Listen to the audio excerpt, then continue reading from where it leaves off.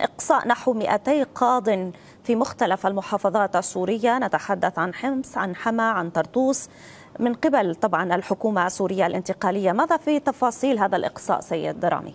تفضل. نعم، صباح الخير. والله على ما يبدو نحن إذا تحدثنا ليل نهار طالما أن هناك قرارات تتخذ من قبل القيادة سوف تستمر بها في بعض المناطق، ولكن للواقعية بأن في بعض المناطق وجدنا استجابة بما يتعلق بالوظائف طبعا، وليس بالأمور الاعتقالات، استجابة من قبل الحكومة. لكن قرار عزل القضاة يعني تضمين كلمة علوي في الإدبارة هذه كارثة. يعني أنت تبني وطن على أساس طائفي. يعني ممكن أن نقبل يعني شيخ يظهر على المنبر يعني ويتحدث عن جمال سليمان ويقول هذا علوي على المنبر، فهمناها يعني، رغم أنه أخلاقيا ما غير جيدة.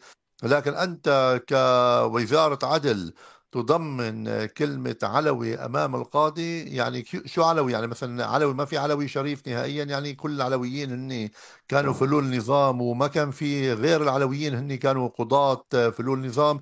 هل كل القضاة الذين جرى عزلهم يعني قامت وزارة العدل بدراسة ملفاتهم وجرى عزلهم على أساس فسادهم، على أساس إصدارهم أحكام بناء على يعني توجيهات من قبل مخابرات نظام بشار الأسد؟ يعني كان حريا أن يجري التحقيق مع من يشتبهون به، ومن لم يثبت عليه أي تهمة يعني تختص بقضية والله أن هذا القاضي هو مرتشن وكان يعمل مع بشار الأسد ويصدر أحكام جائرة بحق كل من هو يعني معارض للنظام، أو يصدر أحكام جائرة كيدية. طيب ممكن عزله، لكن العزل ويعني إيراد كلمة علوي هذه من المعيب جدا على الدولة السورية. بعدين قضية انه والله كل قاضي شبيح، كل القضاة السورية كانوا شبيحة، ما في كان ولا قاضي نهائيا ايام بشار الاسد الا القضاة الشبيحة. طيب مين بدنا نعين مكان هالقضاة هدول؟ القضاة اللي بدنا نعينهم مكانهم هم قضاة درسوا القانون السوري، لديهم إمكانيات كبيرة في التحكيم والقضاء، أم أنهم شيوخ جاءوا مع الهيئة وباتوا قضاة مثل الشيوخ الذين هم مسؤولين عن إدارات في الحكومة السورية الآن؟ مهم. طيب، هذه الخطوة سيد رامي تعيدنا إلى الخلف قليلا. يعني نتذكر قرار تسريح آلاف الموظفين أيضا من قبل الحكومة السورية الانتقالية، طبعا بحسب أسبابها، حينها كانت تقول بأن هناك أن هؤلاء الموظفين هم مجرد أسماء وهمية تم تسريحهم، وكانت هناك انتقادات كبيرة طالت هذه الخطوة أيضا آنذاك.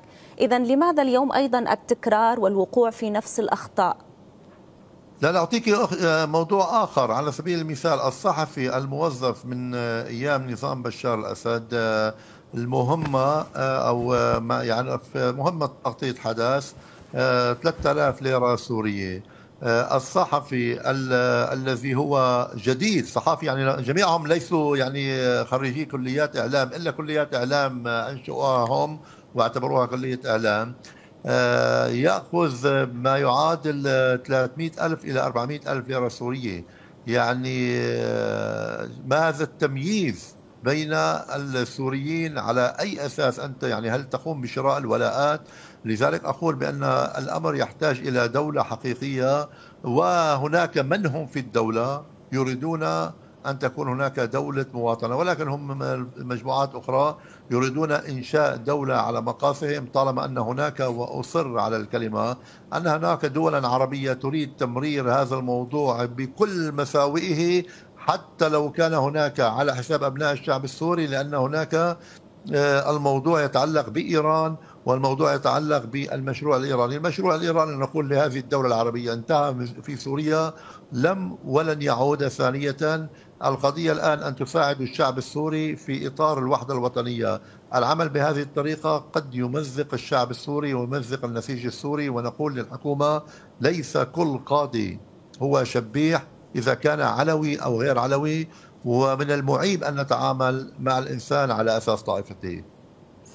أشكرك جزيل الشكر مدير المرصد السوري لحقوق الإنسان رامي عبد الرحمن، كنت معنا مباشرة من كوفنتري.